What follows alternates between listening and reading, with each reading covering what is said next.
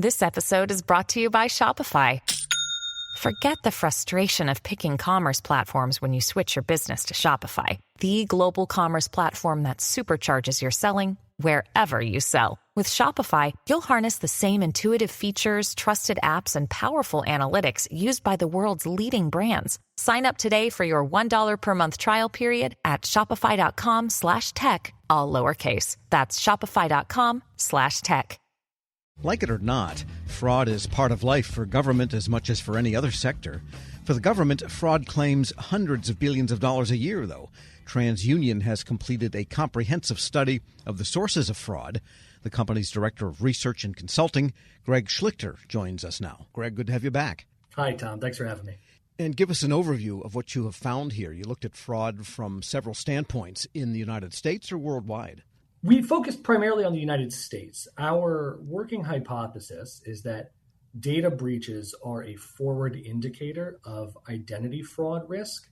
And what we did is we looked at we have a proprietary data source of data breaches that happen in the U.S. that affect U.S. consumers. And we evaluated it from the perspective of a fraudster, thinking if I was going to commit certain types of fraud with this data, what could I do and what couldn't I do? And what we found was 970 data breaches last year with a potential connection specifically to tax refund theft. So it's March right now, probably top of mind for a lot of people. While there were thousands of data breaches last year, these 970 were the ones where the compromised PII could be used in furtherance of refund theft. So in addition to basic identifiers like name, address, social security number, the exposed data also included things like employment history or financial statements or even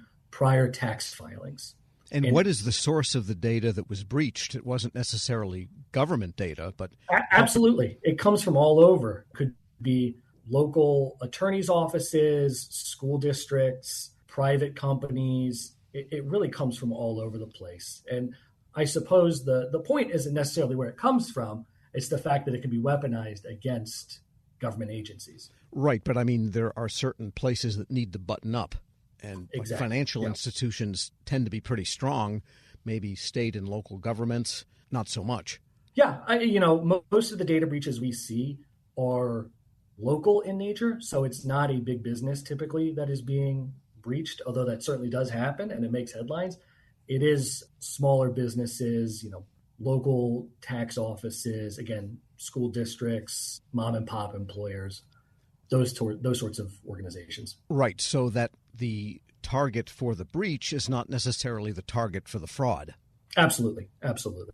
And do you have any ability to quantify what it costs the IRS or how many taxpayers might be defrauded of their rightful return, say, for example, the refund, versus how much goes to the wrong people? Yeah, so in total, these data breaches exposed over 640 million consumer records. That's, I think, two and some change for every U.S. adult.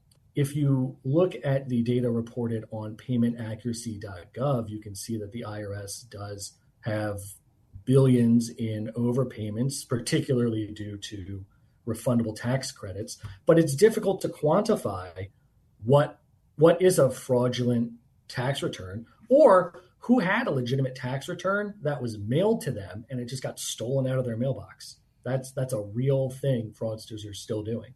And beyond tax and IRS types of fraud, where else in the public sector do you find fraud most occurring as a result of these breaches?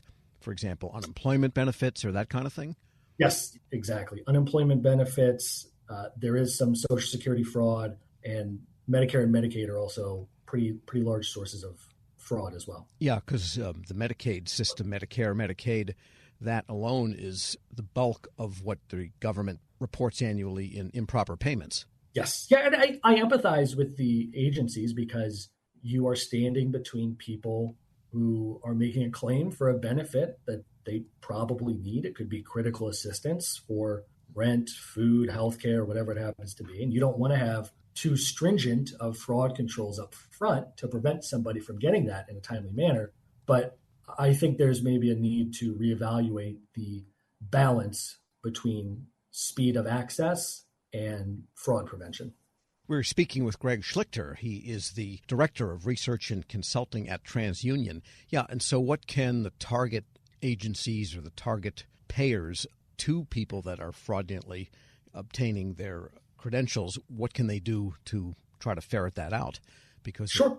I mean, is there anything they can do?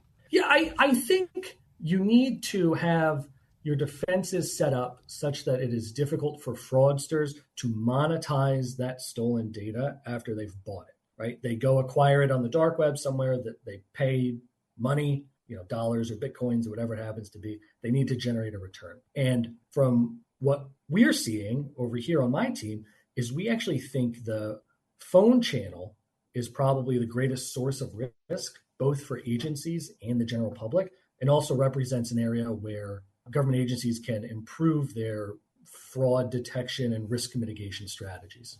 In other words, people calling in for benefits or seeking things, and you just assume that because the phone call came in, therefore it's the right person, as opposed Absolutely. to online. You have fraudsters now who, because of these data breaches, are better equipped to impersonate their victims when they call into a call center. They know the victim's social security number, name, address. They probably even know the victim's phone number, and they'll spoof it when they place the call to further strengthen their deception. And all those factors just make it easier for a fraudster to trick a call center agent into compromising somebody's account or benefit or information. So in other words, an agency should have two-factor authentication for phone calls as much as it does for online logins? Yeah, I don't know if two-factor is the right word necessarily, but when we're talking about fraud and we're at the point where a fraudster is calling a government agency directly to impersonate a victim, we need to assume that that victim's identity is fully compromised. So agencies need to incorporate other, call them identity adjacent signals to differentiate between high and low risk interactions. And that means signals on whether or not a call appears to be spoofed or is coming through a VoIP service, or using device level signals, right? Is the call coming from a phone that's known to be associated with the supposed caller? Was the device recently SIM swapped? Has it been previously reported in connection with fraud in the past? Those sorts of things are much more difficult for fraudsters to evade.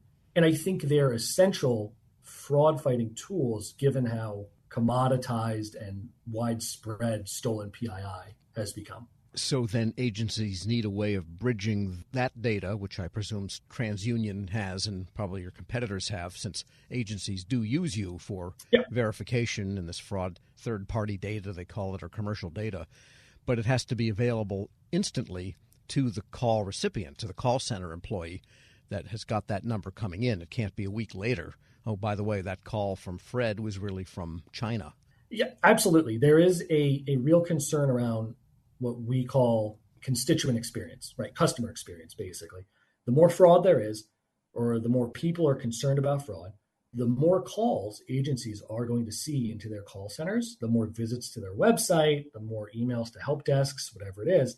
And if you're unprepared to deal with a surge in interactions and demand for assistance, particularly from people in crisis who don't have the time or the wherewithal to revalidate their identity with a bunch of different systems and people, your customer experience is going to suffer